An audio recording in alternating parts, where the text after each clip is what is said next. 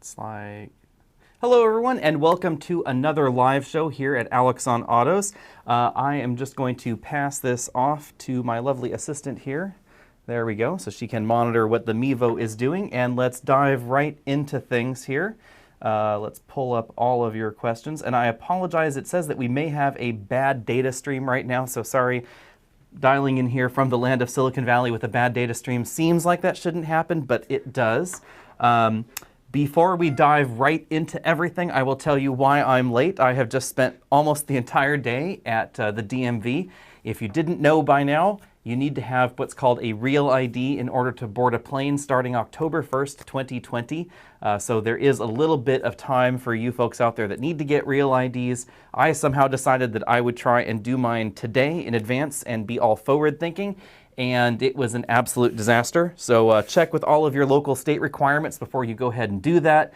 If you have anything that is somehow mismatched, that is going to throw a wrinkle in the works. And that particular problem for me was that my Social Security card does not have my middle name on it, but the stub that the Social Security card is still attached to that came through the mail to me does have my middle name on it. And when I called the Social Security Administration up, they said, hey, there's no problem. Everything is fine on our end. Your card just doesn't have your middle name on it. It's not a problem as far as we're concerned. Only the DMV didn't like that. So that's where it was. Anyway, moving along to questions here. 2015 Honda Accord or 2011 Honda Odyssey as a first car. Wow, first car going straight for the minivan. Do we have kids in addition to wanting the first car? I would say. I don't know. I would probably get the Accord. I mean, unless you really loved minivans or you needed to move a lot of stuff. Although that said, my first car was, interestingly enough, a minivan. So trivia point, if anybody can guess what that was down there. I don't know, maybe we'll send you a shirt or something. Let's see here. Have we seen the new 2020 Ford Explorer? I have, and I'm really excited actually about the Explorer and its sister product, the Lincoln Aviator. They both look really, really good. I have to say that Ford's done some really great stuff lately and some stuff that I haven't been that thrilled about. But generally speaking, Ford has maintained a fairly high level. And the Explorer really was far more than I had expected. Some people are a little sad about its styling. They think it's too sedate or too bland. But I actually like the way that the Explorer looks. And more importantly, I suspect that it's going to be an excellent driving vehicle. Ford generally does make great driving vehicles, whether it's the Mustang or their front-wheel drive cars, etc. So I expect the Explorer is going to be no different. It's so quasi-loosely based on the Mustang because that was just the rear-wheel drive independent suspension vehicle Ford had already. So they took that vehicle, they modified it obviously very, very heavily, and made the SUVs out of it. The Explorer is going to be one of the only hybrids in that segment. It should get excellent fuel economy. It's going to be the only rear-wheel drive entry outside the Dodge Durango. It's going to be one of the most powerful options in that segment as well with the available turbo V6 engine. And if you want crazy hybrid plug-in power, then you can get the Lincoln Aviator with 450 horsepower. So I'm really excited about that set of vehicles from them. So let's move along here. When will we see the 2020 Buick Encore? I'm going to go ahead and guess that if we don't see it in New York, we probably won't see it until Los Angeles. So there have been a few vehicles that are seeming to be a little bit late these days. And some of the GM vehicles are included in that. We may see them later in the year. Moving along here, thoughts on Ionic Hybrid versus Nero. As far as performance, they're identical. So, and you pointed out, Byron here, that the roller bag score came out the same. Would real world cargo be the same? Yes, they're very, very similar vehicles. So, obviously they're very closely related. Hyundai and Kia are not quite the same company, but for all intents and purposes, they share a lot. Let's put it that way. So, the hybrid drivetrain is identical. The battery is identical.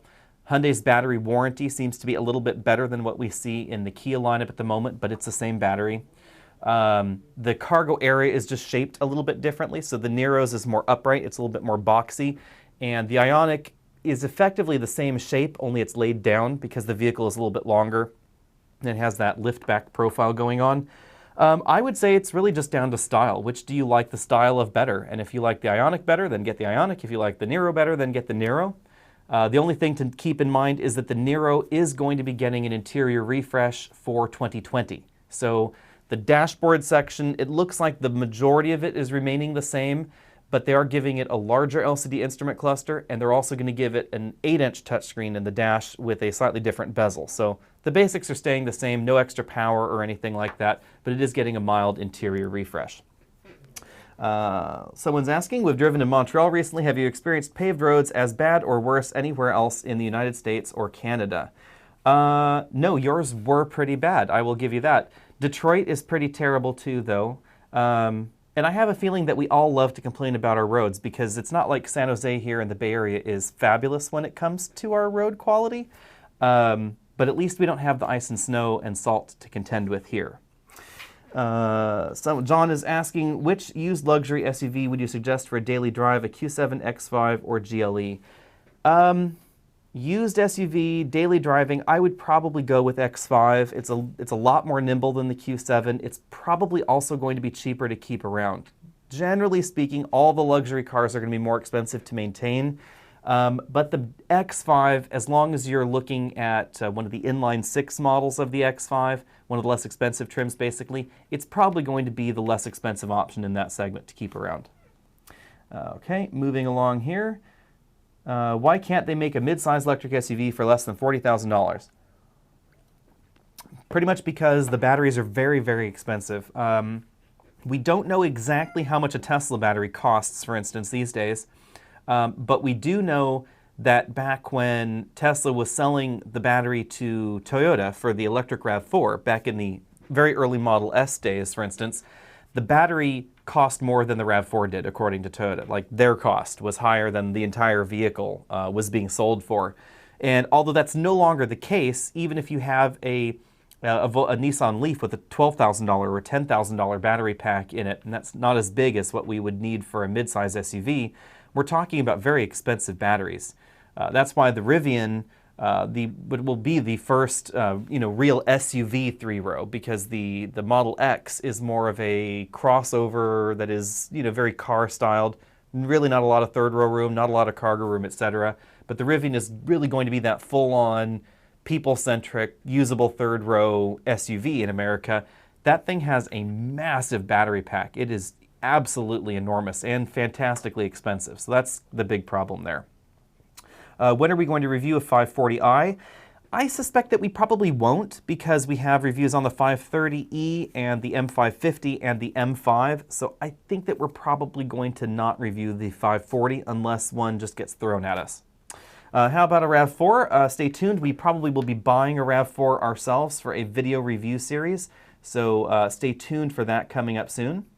Let's see here, Caravan versus Sienna. Someone I believe is asking, I would just do neither, and I would Pacifica. I would actually Pacifica hybrid. Model Y thoughts. I'm actually surprised that Tesla didn't do the Model Y first. There's been a lot said around this about, will it cannibalize Model 3 sales? I think the obvious answer is yes, because people really want an electric crossover. They love people like crossovers. People want an electric car, so the electric car crossover combo seems to be where the money really should be lately. And I think it's going to succeed where the Model X really failed, because the Model X was expensive and the gull-wing doors have had consistent problems. I have a friend that's constantly complaining about her doors. And I don't think that that's going to happen to the Model Y. It's going to basically be the more practical, more expensive Model 3. Personally, I think they should have been there first. But nobody said that Elon Musk was the best businessman ever. He's definitely a good showman. He's definitely good at driving certain technologies and awareness and the brand forward. But personally, I think that they should have done the Model Y first. At any rate, that's my thought there. Do I think sedans deserve to exist despite our market shifting towards crossovers? And will Chevy kill the Malibu? I'm thinking the Malibu doesn't have long for this world. We don't know particularly, because a lot of that will really end up being involved in the way that General Motors does plant layouts and what is produced in that plant other than the Malibu. When we take a look at their latest cancellations, they've been really targeting plants that are underutilized. So for General Motors, it's not necessarily only that they don't believe in sedans going forward and that crossovers are more profitable. It's also the production reality within General Motors, that they have a lot of factories that are very underutilized, And it's expensive to have a factory out there and maintain the factory and the grounds and the building and everything else when it's only being used to maybe 20% capacity. So it's much more cost effective for them to try and consolidate into other factories. Now, the way that General Motors tends to build vehicles, they're not as highly integrated as boutique auto manufacturers or smaller auto manufacturers like Volvo or BMW, etc., where their production lines are able to build more than one type of vehicle. For instance, Volvo uses just 2 production lines, and those 2 production lines build either their large series of vehicles or their smaller vehicles. Everything is produced on those same 2 lines, and GM does not do it in that same way. But the higher the volume, the more it makes sense to do it the way GM does it. The long and short of that is that plant closures were also factoring into here. So if at some point they need to close the factory the Malibu is produced in, yes, it's going to get whacked. Let's see here. Moving along, considering a Sorento Lx. Watched your review of its top trim. Any idea how good or bad the 4-cylinder front-wheel drive version is?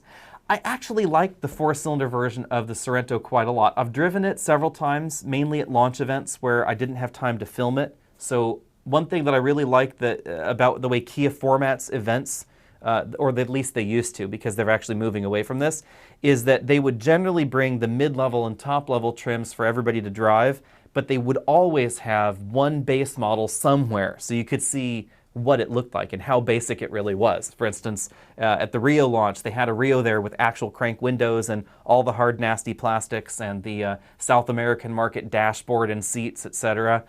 And so I have driven the 4-cylinder Sorento. I actually don't think it was terrible. And remember that the Highlander comes in a 4-cylinder base model as well. If you're looking for an upgrade from a compact crossover, something that's roomier, but you want to stay in that same price range, that's exactly where the Sorento 4-cylinder is. It is that vehicle that gives you the third row, the extra room on the inside, but still that compact crossover performance and compact crossover price tag. Then if you want to actually directly compete with the Highlander and Pilot, then you move up into the V6. Let's see here. Someone was asking if my minivan was a Pontiac. That is no, that's definitely not a Pontiac. What do you think of the Lexus UX? Would it be better to buy an NX used? I would say first you should decide whether you want a new car or a used car, because the tricky part with comparing new car and used cars when buying a new car is once you're down the rabbit hole, how far will you go? So you start by saying, well, should I buy a Honda Accord new or should I buy a BMW used? And then you say, oh, well, maybe I'll buy the BMW. It's about the same price. But then if I buy the BMW, what about a Mercedes C-Class? And then what about a Volvo XC90? Because I could get that for the same price. And then at some point you've talked yourself into a used Bentley or something like that, and you've really removed yourself from the new car process and the new car experience. So I would say first decide whether you really want a new car or a used car. There's a definite difference in shoppers and attitudes. You expect the new car is going to be more problem-free for longer. The used car may be a better value overall, maybe a good deal. But you have to decide what kind of shopper you are first, I would say. Let's see here. Civics getting stuck around town. What is making them so low? Fuel economy would be the big reason. So remember that designs are largely controlled by market demands as well as regulatory demands. And one of the big regulatory demands on car manufacturers right now is fuel economy compliance. So the lower you make the car, the better your fuel economy is going to be because your overall wind resistance goes down. Nissan Quest is my first car? Definitely not. Comment on the second row seating width between the X3, RDX, and NX.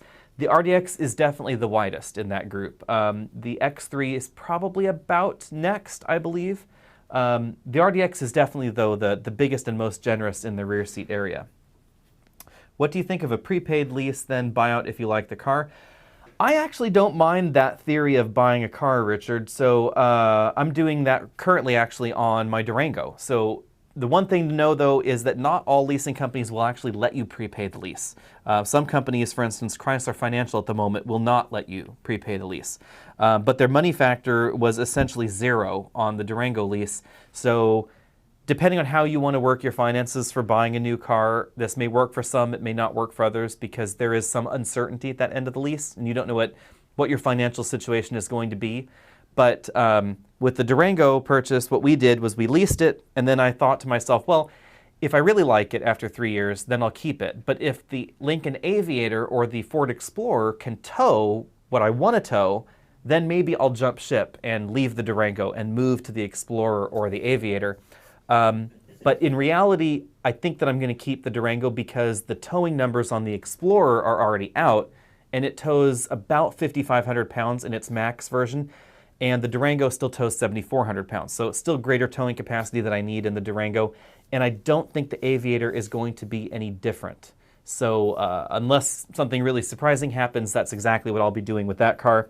Then after the end of the lease, you have to either try and finance the car. Hopefully your situation is in that way that you can, or just buy out the rest of the lease, depending on your situation. So it can be good depending on the lease deals, but always consult a financial advisor since I am not a financial advisor. Would you rather choose the CX-9 rather than the Sorento as your best-in-class list? I always thought you loved the Sorento over the Mazda. Red Pearl. So that actually is an interesting question. I was just wrestling with that because I'm editing the CX-9 video today. Hopefully we'll see that next week. And interesting enough, we'll also be driving the Telluride, so you'll have a lot of crossovers next week. And I found myself a little torn, actually, between the CX-9 and the Sorento. I think if my money were on the line, I would get the Sorento because the front seat is much more comfortable for me than the front seat in the CX-9. And my one complaint with the Mazda is that even when you work all the way up to the top trim, the front seat still does not change. It's a two-way lumbar support, no extending thigh cushion, no inflatable bolsters or anything like that.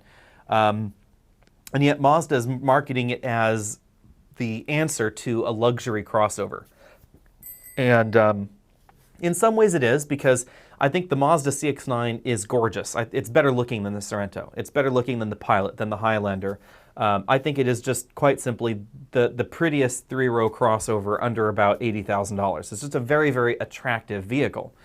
Now, the downside to that is that the CX-9 overall, outside of the pretty factor, is not necessarily the most practical in this segment. So depending on what you're looking for. On the inside, the Sorento actually has more legroom than the CX-9. And many of the options in this segment actually have more headroom than the CX-9. Some people may be wondering, how is that possible when the CX-9 is almost a foot longer than the Sorento? The reason is that the hood is a foot longer than the Sorento's hood, but the actual interior of the CX-9 is actually about the same size as the Highlander, the Pilot, the Sorento, the Acadia, and approximately the Subaru Ascent. It's actually down there at the lower end of that three-row crossover segment. So you'll find considerably more room, about 8 inches actually, as I recall, 7 to 8 inches, in the Telluride and Palisade and the Atlas, and a decent amount more still in the 2020 Explorer in terms of overall legroom than you will find in the CX-9. So it really depends on your priorities. It's also worth noting that the CX-9 cannot have a child seat strapped into the second row and flip and fold any of the seats to get into the third row. You can't do that in the Sorento either. Neither of those vehicles can you do that, but you can in some of the other entries in this particular segment. Oh, actually, I've just misspoken there. The CX-9, you can do that on the 40% side. Sorry, I just have to correct myself there. The Mazda, you can leave a child seat strapped into the 40% side of its seat and get into the third row, but you can't in the Sorento. So, sorry, reverse position there. CX-9, more family-friendly. Sorento, a little bit less family-friendly. Sorento, easier to park. Longer warranty, more reliable, probably slightly better deal as well. So, there we go. That's that thought there. Moving along, thoughts on the new Telluride. Looks like a good car. It does look a good car. We will see it and drive it next week. And at this point, I will pull my, my lovely assistant over here out. She can wave at the camera. This is Alexandra. She is going to be helping with things here. She can't really, there we go. Alexandra is going to be helping us with videography here. She's also our full-time editor, so round of applause to her. She just started recently, so some of the other errors that we've had in videos, not her fault. Anything going forward, that's definitely her fault. Moving along here, 2019 Forester. Does it get you up to highway speeds, or is it somewhat lagging and slow? The Forester's about as slow as most of the entries in that segment. It is a little bit more sluggish than the RAV4 or the CR-V with the base engine. But to be perfectly honest, none of the modern group of cars is that much slower than a car in the 1980s. So if you survived the 1980s with Oldsmobile Cutlass Sierras that went 0 to 60 in 12 seconds, then a 9-second 0 to 60 time is not going to be a problem. I personally don't subscribe to the theory that a slow car is inherently bad. People survived Priuses, people have survived Honda Insights.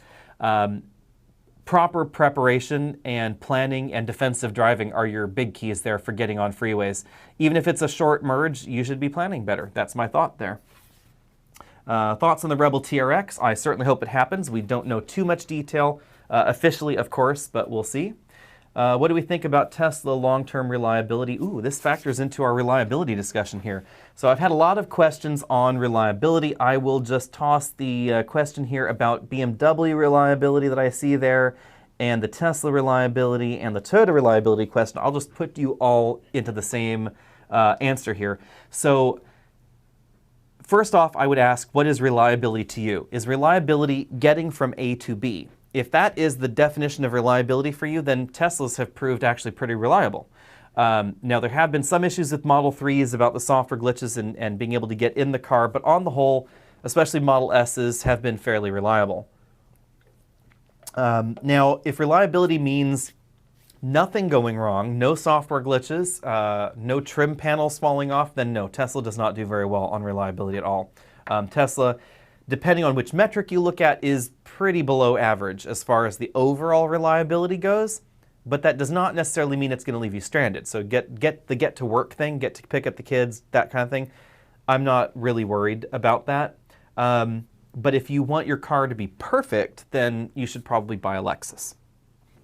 Moving along here, thoughts on the Model Y and how it will stack up against the competition. That's an interesting question because the Model Y is actually going to be the first Tesla model that has competition, because up until now, there really is nothing exactly the same in the same price categories and size categories. So the Model Y will definitely go head-on with the I-Pace and the Audi e-tron.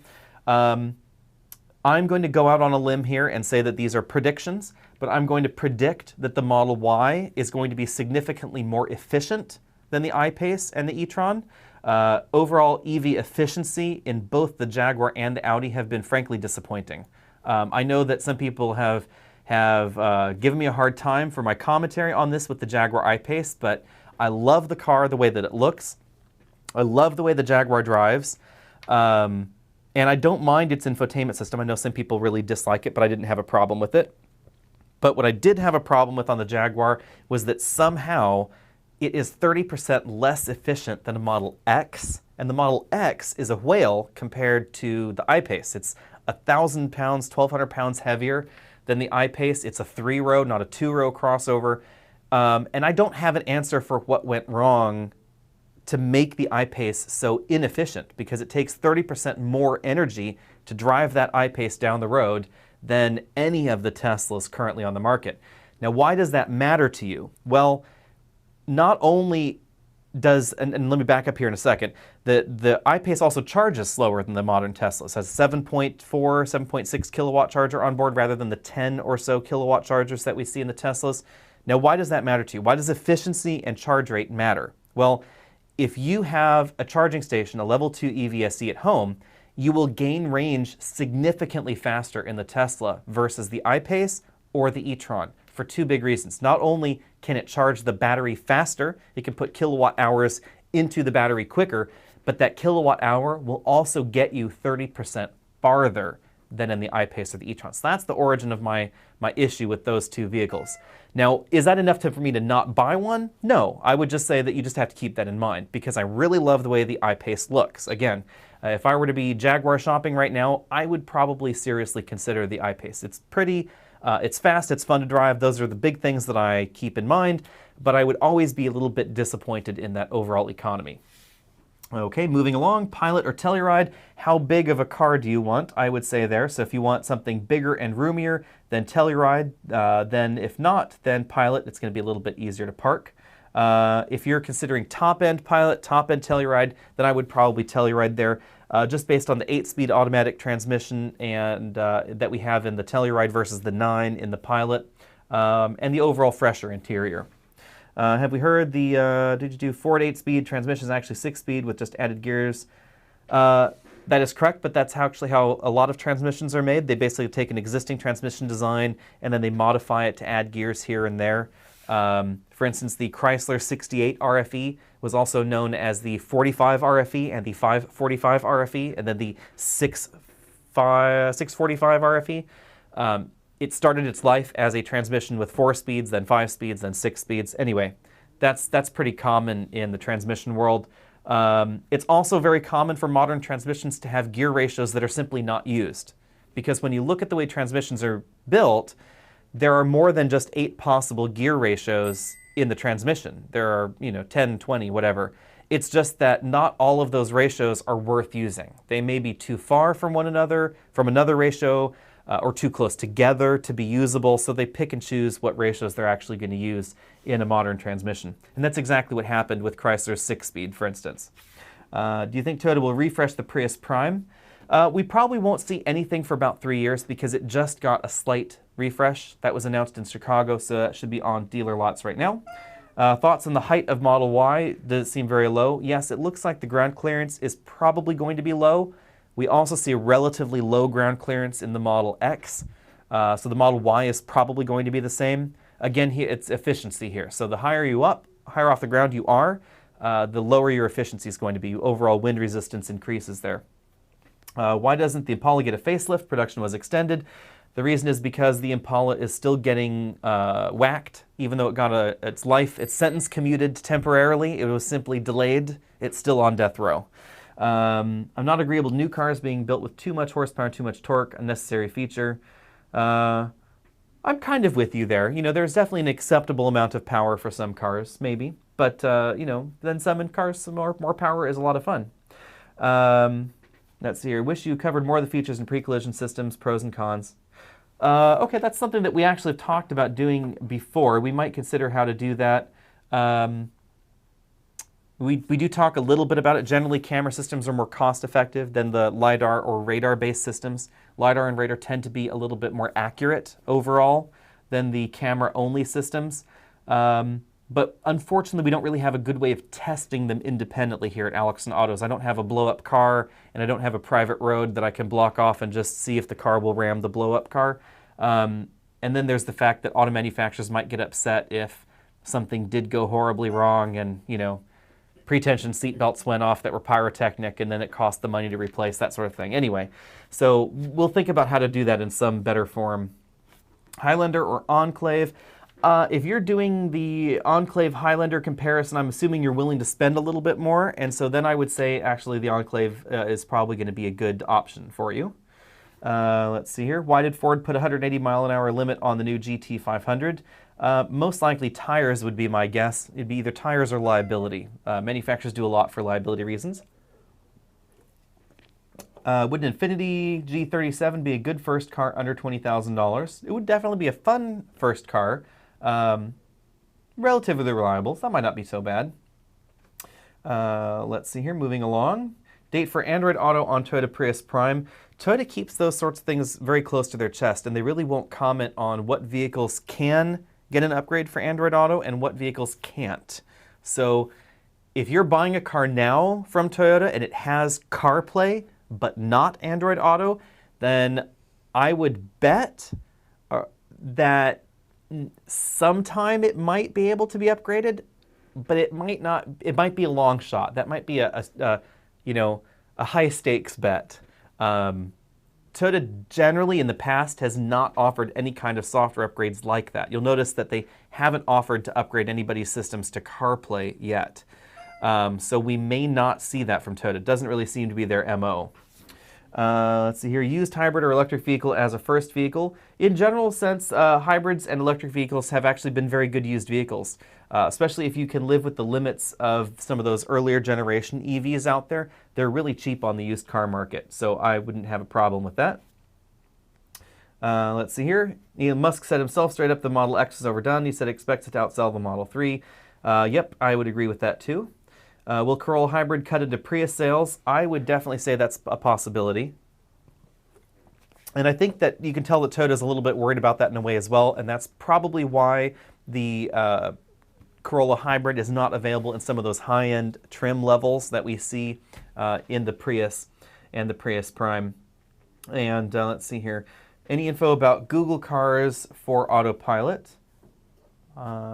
Google Cars for Autopilot. I'm not quite sure what you're asking about there. I know Google does have an autonomous car driving program, but Autopilot is Tesla's brand name for their semi-autonomous system, so I'm not sure exactly what you're asking. Let's see, Telluride review, that's coming next week. Probably either Tuesday night or Wednesday morning would be my guess there. Let's see here, CX-5 or RDX. That depends on how much you're willing to pay. RDX definitely handles better and is faster, but the CX-5 is a good value. Tesla reliability, I think we already answered that one. Nitrogen in tires, yay or nay? That is a good question. There's been a lot of debate about that. Nitrogen is not going to change in volume quite as much. It's going to be drier, theoretically. But then nitrogen also may leak out of the tire at a different rate depending on exactly the composition of the air that you're putting in the tire. There's going to be no oxygen in there, so it'll help against degradation. For most people, it's probably not going to make a huge difference, though. And remember that your nitrogen in your tires, when you need to top them up, you're going to need to top them up with nitrogen to maintain those theoretical benefits of having nitrogen in your tires.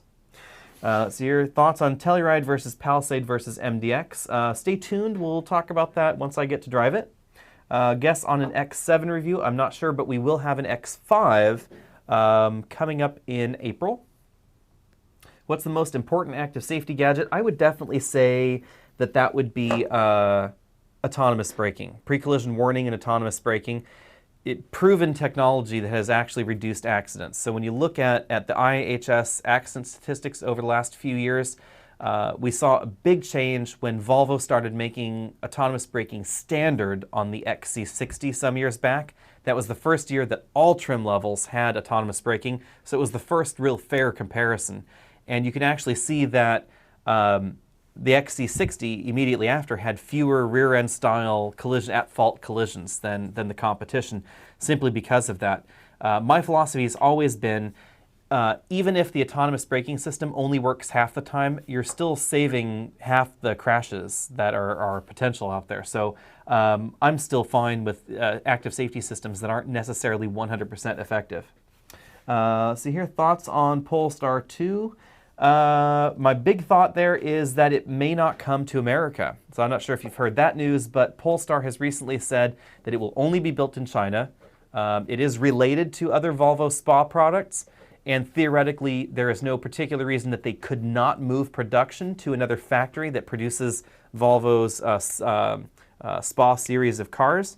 But they have said that if tariffs are imposed as they currently are, then it will probably not come to America. So that's an interesting twist there. How is Infiniti doing in North America? This is kind of an interesting twist. I know a lot of people have asked me about how Infiniti and Acura are doing. The weird thing about Infiniti and Acura both is that they do very well in some segments. So like Q50 and TLX and RDX and MDX actually sell very well. The rest of the lineup, the QX50 sells well also in the United States, but some of the other vehicles in their lineup don't. So the Q70, the QX80 doesn't necessarily sell in huge volumes. So they have some good winners in particular categories that are strong contenders, but then they have some vehicles that just don't sell as well. I'm not entirely clear why that is. I'm suspecting that Infiniti is just sort of suffering from a lack of R&D money spent from the larger conglomerate, and I'm not sure exactly where Nissan is apportioning their cash.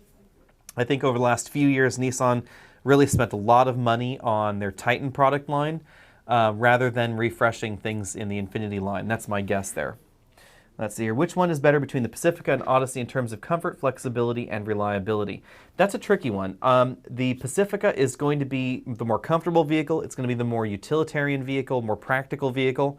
The ability to keep child seats latched into the second row, access the third row, the available hybrid system, the second row stow and go seating that folds flat into the floor, etc. Very, very practical features. Reliability is a question mark, though. And the reason it's a question mark here is because the Pacifica and the Odyssey, unless you get the top-end trim that uses the 10-speed automatic, they actually share the 9-speed automatic together. So base Odysseys and all the Pacificas that are non-hybrids, They use the same 9-speed. So if you're worried about the 9-speed reliability in the Pacifica, know that if you go over to the Odyssey, you're getting the same transmission. So overall reliability, it's hard to say. I would expect that engine and transmission reliability are going to be about the same. Perhaps body part reliability may be a little bit lower on the Chrysler as far as trim panels falling off, that sort of thing. Someone's guessing Toyota Previa or Chrysler. Nope, neither of those are correct for my first car. Let's see here, moving right along. Is the sedan really dead? I would say no, there's still millions sold a year. Let's see here. Will I have a lease on a Dodge Scat Pack? First time leasing. When the lease is up, do I have to go back to the Dodge dealer, turn it in, or can I go to another dealer brand? No, you have to turn your lease car into the brand that you bought it from. So if you bought a Dodge, you have to take it back to a Dodge Chrysler dealer.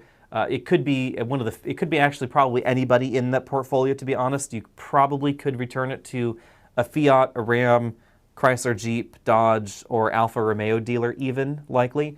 But you should call them first to see if that is possible.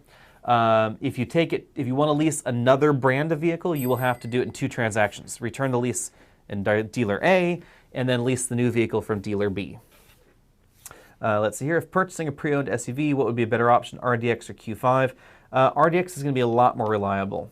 Let's see here. Can't wait to see the new G80. Yep, I agree there. Definitely definitely interested in that. Do the Kia fires concern you? I am going to wait until we hear more about exactly what went wrong. I tend to err a little bit on wanting all the information before I make a decision there. Just like we don't have all the information, I think, on some of the reliability questions around Honda's 1.5-liter turbo, or some of the related questions around other manufacturers, recent slight reliability stumbles. There are a lot of Kia and Hyundai vehicles out there that have not caught on fire. The rate of fire incidents does appear to be marginally higher in the Kia branded vehicles with those specific engines, but we're still talking about a very small number of cars, and statistically it's way less than 0.5%, for instance. So it's not like I buy a Kia today, it bursts into flames tomorrow. It's like I buy 1,000 Kias, and does one of them catch on fire eventually over 10 years? Maybe. But what caused it and what is the commonality, we don't know yet. That's the trouble. And similarly to the Honda engine problems, I know a lot of people have asked me recently about Honda's 1.5-liter turbo. Remember that when we look at the reliability statistics, the Honda reliability on those 1.5-liter turbo vehicles is still above average. Now, there are undoubtedly people out there that have had problems with their 1.5-liter turbo, but how many problems there are and what percentage of those vehicles will be affected, that's the part that we don't really know. And so I would hate to say it's a reliability problem when the numbers just don't bear that out. Moving along here. Let's see here. Thank you for the info. You're welcome there. 70% of the air, here we go. Thoughts on Byington? I'm not sure how deep their pockets are. I haven't actually done too much research into Byington. But from what I understand, they're relatively well funded. So we'll see what happens there. They seem to be a little bit further out than the Rivian EVs and some of the other EVs out there from mainstream brands. Are we reviewing any of the new PHEVs coming in 2019-2020? Yes, we have a full review on the Subaru Crosstrek plug-in coming up here very soon. And there will be a host of new plug-in hybrid vehicles probably coming for the 2020 model year. We'll be sure to drive those just as soon as we can. Hopefully we'll be able to get the new Aviator plug-in, for instance, and the Explorer hybrid just as soon as possible. Is Dodge going to come out with a truck to compete against the Ford Ranger, like bringing back the Dodge Dakota? I would say no, but FCA is certainly planning on competing with the Ranger. That's what the new Jeep Gladiator is for, and we'll be driving that in about 3 weeks or so expect a review on that. Let's see here. Any word on the Avalon Eevee? There does not seem to be any word at all from Toyota Motor Company about making EVs. They really have been reluctant about that. We don't know if anything is truly in the near-term plan. All they will say is that they are constantly researching it. But the reality is that Toyota doesn't really need the CARB credits or ZEV credits. So as we've talked about here before, when it comes to why do companies make EVs, there are a number of reasons. You can either be philosophically interested in the EV equation, as some of those full EV companies like Tesla Rivian to some extent. They're interested in this you know, the Eevee desire itself. Then we have companies that are making EVs for more pragmatic reasons, like you know, Kia, Hyundai, FCA, Ford, General Motors, etc. They're making EVs because they need to comply with these emissions mandates and the fuel efficiency mandates. So that's a huge part of why they're complying. And for those companies in that window, if you're not fully on board with everything, that battery electric vehicles are the next best thing, then you do it for these other compliance reasons. And if you don't have a good business case for that, then you're not going to do it. That's the ultimate there. Any issues with CarPlay in the Durango? No, haven't had any issues. I have heard a few people say that their phone has overheated while using CarPlay. Phones do get warm while using CarPlay or Android Auto, but that's actually not the car's fault. Remember that CarPlay is just a projection from what your phone is doing. So the phone takes over the screen in the vehicle, and the vehicle supplies GPS information to the phone. So everything that you're seeing on the screen, the phone is doing. The car has nothing to do with the display, the graphics, etc. on the screen. So the more you're doing on there, the warmer the phone will get. So for instance, if you're CarPlaying and you have just your tunes up and you hit the play button and that's the screen you have on, that's not using a whole lot of processing power. But if you load Google Maps and you're looking at satellite imagery and you're zooming in and out and you're driving along and the map is rotating around, you're using a lot of processing power in your iPhone, and your iPhone is since it's the one that's actually generating that image, and the iPhone will definitely get warmer and consume more power in that process. Would I buy one of the twin-turbo Kias if you wanted to keep it long-term? Yes, I definitely would. And here's why. Because Kia has a very long warranty, so your long warranty will help you out if anything does go wrong. Remember, original purchaser only on the powertrain warranty. But second, the warranty is not there as necessarily to cover you if something goes wrong. Well, that's the wrong way to say that.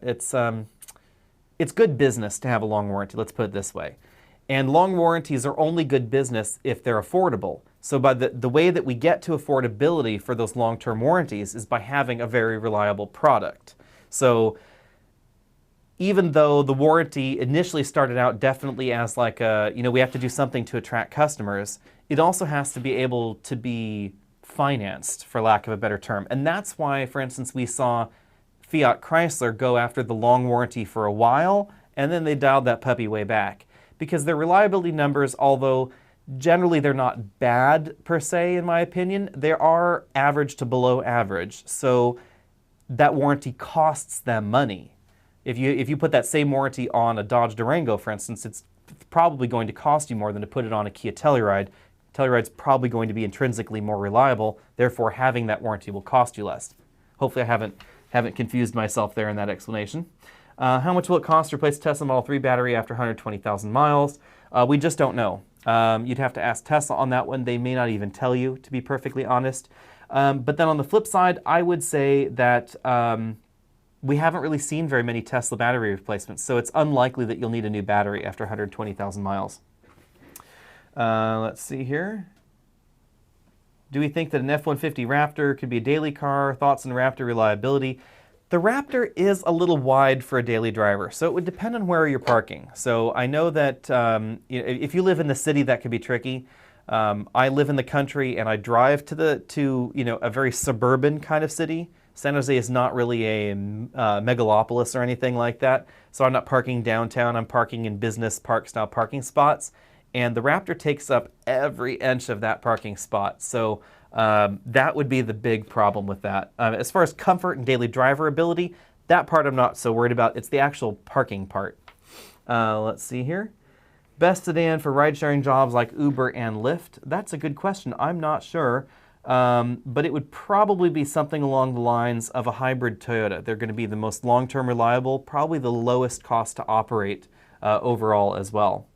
Let's see here, Jaguar E-Pace reliability. We just don't know yet on the E-Pace. It's a little too new. So check back in about a year or so, but don't expect it to deviate too far from Jaguar's typical reliability metrics, which are a little below average.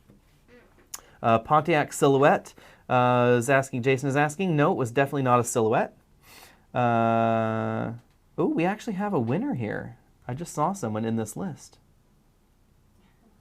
Archer, first car Ford Aerostar. So yes, so Archer, if that is you that has guessed the Aerostar, then you will need to send us a message on Facebook.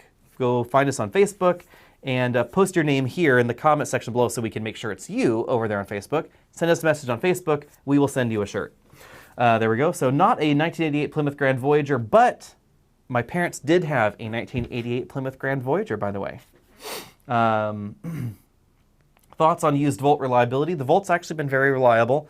GM's Voltec hybrid systems, generally speaking, are very reliable because they use basically the same design as what we find in Toyota's hybrid products. So Ford, Toyota, General Motors, and FCA all use basically the same design for their hybrid systems. So when you, the Chrysler Pacifica hybrid uses basically the same hybrid system style that we see under the hood of the Highlander. The rumor mill also tells us that Aisin, which is the captive Toyota transmission manufacturer, actually makes the transmission for Chrysler in the Pacifica. So I would not have any major worries about that specifically. There was one recall early on in the Pacifica hybrid about a resistor that went wrong inside the transmission and some software things here and there. That's really the only concern that you're going to have in the Chrysler one is potential software changes or whatever here, not true reliability issues. Same thing on the Voltec. That technology is just very, very reliable because it's actually quite simple. Let's see here. Can we do a mainstream crossover comparison? Yes, I'm actually hoping to try and get one done this year, and then we may be splitting that up. So we'll be buying a RAV4, and then we will be doing comparisons between all the major compact crossovers that are in that segment, probably sort of one at a time, to be honest. Let's see here, Hyundai 1.6T in a Tucson. I actually always liked the 1.6T and the dual clutch transmission, but apparently very few shoppers actually liked it that much, and that's why Hyundai seems to have removed that combination. Let's see here. What do we think about the newly redesigned Nissan models? If you like their look, then they're great. Nissan's always done a good job at being a very good value entry, so I think that's fine there. Thoughts on the Explorer versus Telluride? In a nutshell, the Explorer is probably going to be the more fun to drive option. It's going to have that available hybrid system. It's probably going to be the better option for towing.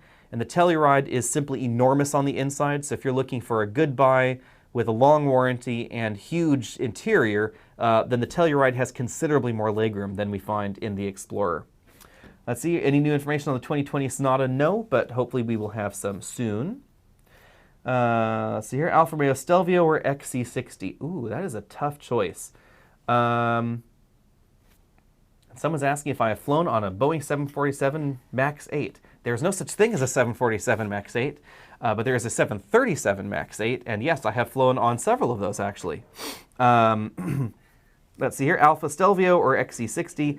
That's a tough one. The Stelvio is so much fun. It has a lot of low-end power, but the infotainment system is atrocious, and the back seat is tiny. So it depends on what your priorities are. If you're after the more comfortable, probably more reliable alternative than the Volvo, it's a little bit more elegant, more restrained. It's definitely the more luxury option. I think the interior is nicer than what we see in the Alfa, but the Alfa is more fun. It may be broken more often, but it's still going to be more fun. Let's see here. Ascent super reliable than the new Ford Explorer. We really don't know because the Ford Explorer doesn't exist yet and we don't have any reliability metrics. However, Subaru in general terms is not exactly the pinnacle of reliability. They're just about average, really. And that's generally because they're standard with all-wheel drive, so there's simply more to go wrong. Anytime you add complexity to a vehicle, you have more points of failure. All Subarus are all-wheel drive except for the BRZ, so that does add some extra complexity there. Let's see here. Thoughts on the Model Y? I think we already answered that. It looks like an interesting option, basically a jacked up Model 3. So that's pretty much what we think about that one. Let's see here. CX-5 and the upcoming Ford look like a Porsche Macan front fascia. Okay, well, just comments there. BMW 530e or CT6 plug-in. I really liked the CT6 plug-in actually, but it is actually being discontinued, we're being told. So if you like it, then get one now. If you're waiting, then 530. When is GM going to make their interiors upscale? That's an interesting question. And it's one that I had a large theological debate with a General Motors designer recently, actually, on, especially with their pickup trucks. They're claiming that pickup truck shoppers don't want a premium interior. To which I replied, well, then why is it that Ford sells so many Platinum and Limited trims of their truck, and why does Ram sell the snot out of the Longhorn and their Limited trim? The logic just doesn't make sense. But GM keeps claiming that they're factoring in overall wear and tear on the interior parts. And to some extent, I will agree with that. I mean, your leather dashboards are not going to last as long in the Arizona sun, but they're going to be prettier. So if you want the pretty, you do have to give up a little bit of durability. But that's the way that it's always been in interiors. Hard plastics generally are more durable and more scratch resistant and easier to clean than softer plastics. But softer plastics feel more premium. They're just nicer. So that's a bit of a tricky one. When we take a look at some of the newer Cadillac products, I actually don't have a problem with the interior. There's really nothing that is intrinsically less premium about the XT4, for instance, than the Volvo XC40 or the BMW X1 or X2. With General Motors, it just seems to be the way that they have chosen to combine and design these things that maybe is not to everyone's taste. So the styling is definitely different than the average in that luxury segment. But I don't think that overall quality parts are actually that different in those models there, if that makes sense. QX50 V6, is it reliable and reasonable cost to maintain? They haven't been bad, but for cost to maintain, I would direct you over to a site like Edmunds. They do a true cost to own, and they should have good numbers on a 2017. Let's see here. Any word on the Camry and Avalon? I don't think we're going to get TRD models of those, no. Let's see here. When will the new Q3 come to the US? It should be coming very, very soon here. Let's see here.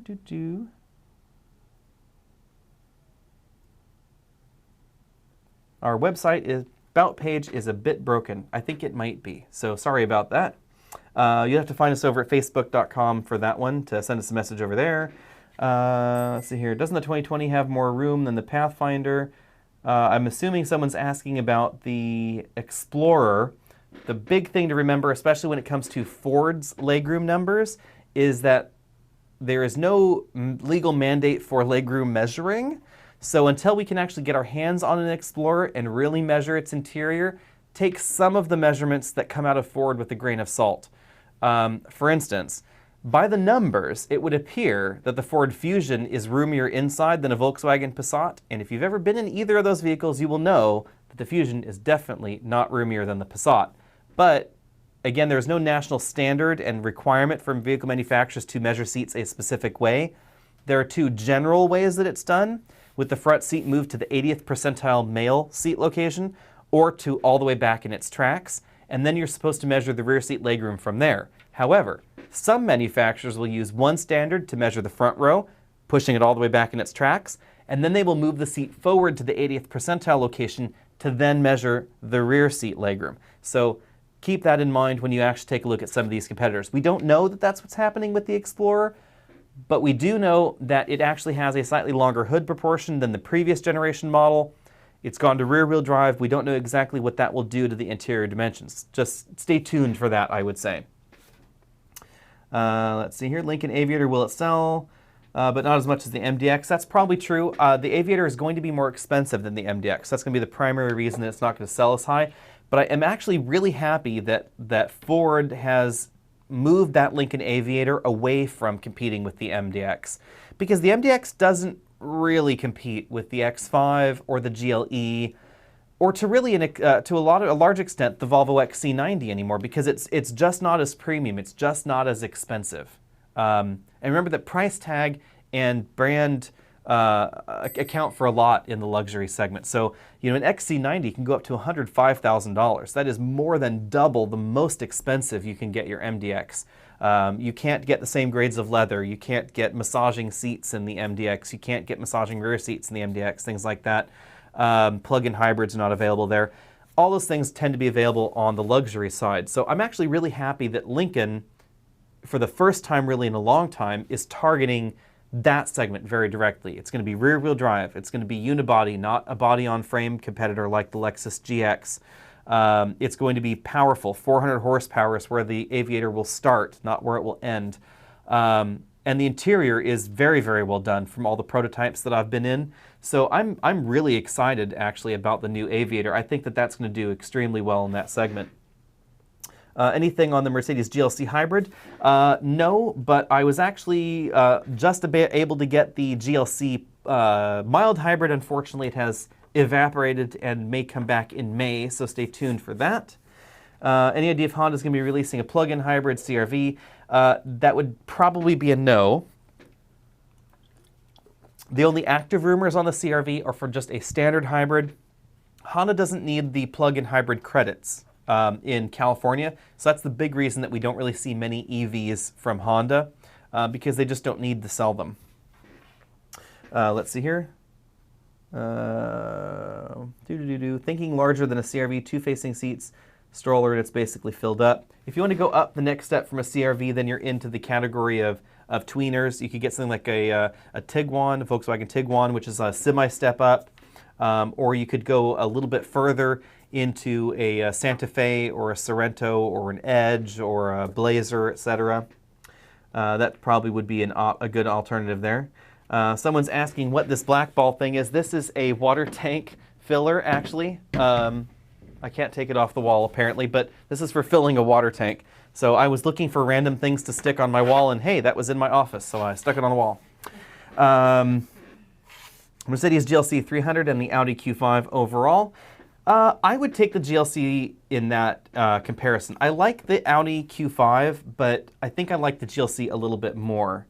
The Q5 is a good value, but when you start looking at options, and I think in the luxury feel of the interior, I think that some of the other options in this segment are worth paying extra for. But remember that comparably equipped, the GLC will be more expensive, so it just depends on what you're looking for. When you deal slightly reliable numbers, reliability numbers for electric vehicles, generally I would say you should keep an eye out for those numbers after about a year or two that the series has been on sale. So we should be really getting good reliability numbers for the Model 3 now, which is probably why Consumer Reports yanked its recommended status, because the reliability numbers are just starting to come in. We won't see reliability numbers on the new Korean triplets of EVs for about a year at least. So I would say May 2020 is when we should really know how reliable the Kona, the Nero, and the Soul EV are. The Ionic Eevee has been very reliable, and the old Soul Eevee have been very reliable, so I don't expect anything to be different with the new ones, but we won't know for sure until they've been on the market for a while. Let's see here. What is a real competitor for the Tesla Model 3 price-wise? Price-wise, that's tricky. So, I mean, the truest competitor for the Model 3 at the moment would probably be the theoretical future Polestar 2, which may not even come to the United States. Aside from that, your closest one would probably be something along the lines of the Kona EV or the new Soul EV or Nero EV, but they're not really the same thing either. Performance is not going to be as good as the Model 3. Pricing is going to be somewhat similar. You're still going to qualify for the larger tax credit in the Korean EVs, but that's a little bit tricky there, trying to compare those. Destin is asking, any new Buicks coming? Not that we have seen yet. We don't know exactly what the future for Buick is, because now that General Motors has sold off their European division, we don't really have any Opals to bring back. And then it doesn't seem like the Chinese vehicles that they have brought, like the Envision, have done too much to set the sales on fire. So our next product is probably going to be a redesigned Buick Encore. We know that there's a new Trax coming up. We expect to see a new Encore off of it. But aside from that, we don't really expect to see too much. Let's see here. When we list EV mileage, can we do kilowatt hours per mile? We actually always talk about kilowatt hours per mile here. So you'll notice that when in the credit section, when we review vehicles, we talk about how many miles per kilowatt hour we got. Personally, I think MPGE is stupid, but that's just how it is. How is our 20, it's a 2016, I guess someone, Alex Allen. How is your 2015 Eevee holding up? It's actually 2016, and it's holding up just fine. We've never actually had any problem with it. Nothing's ever gone wrong, so it's just going to head off to the dealer without a visit to the dealer. So we leased it 3 years ago. Its 3 years is coming up in June, and that's probably the only time it will ever see the dealer. So there we go. Let's see, have we driven on Schultes Road Loop near Highway 17? Yes, I've done that before. Cabin noise test of 65 instead of 50 would help differentiate the noise level between cars. It might, but we'd have trouble finding a consistent road surface to do that on at 50 miles, at 65 miles an hour. The reason that we do the tests at 50 miles an hour is because the speed limit on the road that we do the testing on is 50 miles an hour. So that's why that's 50 there. And 50 miles an hour actually is relatively common. So there are a number of other outlets that use 50 miles an hour for their cabin noise test. Remember that decibels are, it's not a linear scale, it's a logarithmic scale. So 1 decibel to 70 decibels to 71 decibels is a smaller jump than 71 to 72. So it actually is, it's not a linear scale that way. So remember that when you're looking at those numbers. See here? And we are actually approaching our hour limit here, so we will just find one more question here. MDX versus Aviator versus Cadillac Xt6. Which one should we choose? This will be the last question. I will just fire off two answers before this one, though, because I just saw them come in. Telluride next week. How often should you rotate your tires? However often the dealer manual or the owner's manual of your car says you should. So those are my answers there. Now let's get on to MDX versus Aviator versus Cadillac Xt6, which is going to be the last question here. That's an interesting question. Again, the Aviator, I think, is in a different category because the Lincoln has really gone... I'm very impressed with Lincoln, actually, which is something that I haven't been able to say, actually, necessarily over the last few years. So wasn't necessarily that thrilled with the MKCs. Decent value. The MKX, now called the Lincoln Nautilus, is also a good value compared to the Lexus RX, but it's not really setting anyone's hair on fire as far as performance. And then I was frankly disappointed with the Lincoln Continental. But the Lincoln Navigator, fabulous. The Lincoln Aviator also seems to be a really good car. And I'm hoping that it's the start of something new at Lincoln because, again, rear-wheel drive, it's going to be a very, very direct competitor to the X5, the GLE, etc. I think that's going to be a fantastic entry. The Cadillac Xt6, however, strikes me as odd because the Lincoln Aviator is coming out exact same time, less expensive than the Xt6, and then the Xt6 is less powerful by nearly 100 horsepower, front-wheel drive instead of rear-wheel drive, and honestly, not as nice on the inside. I think the Xt6 has a nice interior, it's comfortable, it compares well to the MDX, but it's a lot more expensive than the MDX. So when you compare similar price, the Xt6 is definitely in GLE and X5 territory, but the interior is not there. Whereas the Aviator is priced in that same land, and it is there, and it is rear-wheel drive, so it has the dynamics, or should have the dynamics, that you'd expect out of that category. So a little bit more excited about that. The MDX is a great value, $44,000 approximately starting. You can get a hybrid in that model for relatively little if you want to avoid the ZF9 speed. Personally, I would probably get the MDX hybrid. Fun to drive, relatively speaking, practical, reliable, etc. But not as exciting as the Aviator, I would say. And then very last comment here, since this wasn't really a question, have I decided what EV we're going to replace our current EV with? And the answer is no, I have not.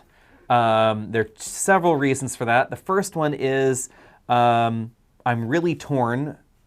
The short list, I think at the moment, is the Kona and the upcoming Soul EV to replace the old Soul EV with the new Soul EV. I don't know if the Soul is going to be available in time yet, though. That's really a rush. Kia has not actually said whether it will or will not be available in time. They're having a battery shortage is the trouble in Korea right now. That's why the Kona is very, very shy on the ground. And that's why we haven't seen any pricing yet on the Nero, because there aren't enough batteries to go around. So which one? I don't know.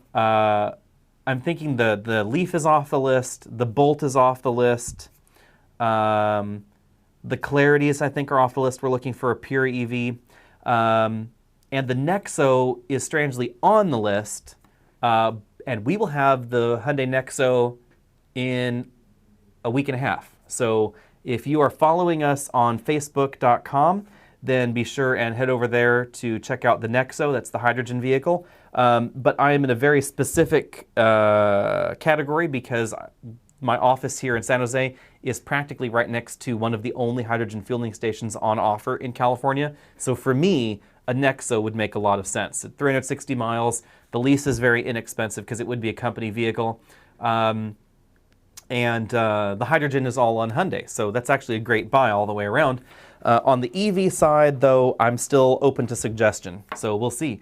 And the Model 3 is coming soon, so 2 weeks for the Model 3 order passed this last week, so we're in the 2 to 4 week window now where supposedly it may show up.